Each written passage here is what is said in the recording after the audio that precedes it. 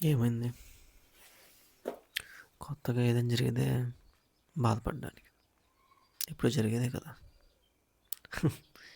అదే మోసపోయావు అంతేనా? సరేనా? బెటర్ లక్ నెక్స్ట్ టైం ఓకేనా?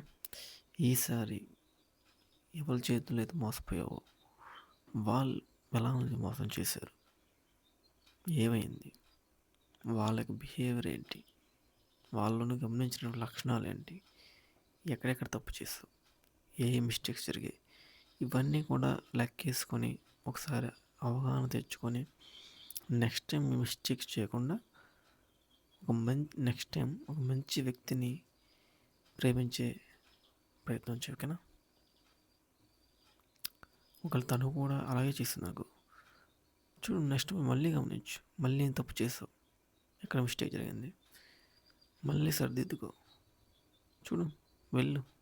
ఈసారి నీకు మంచి అమ్మాయి రావచ్చేమో. తప్పదు మరి, వేరే ఆప్షన్స్ లేవు.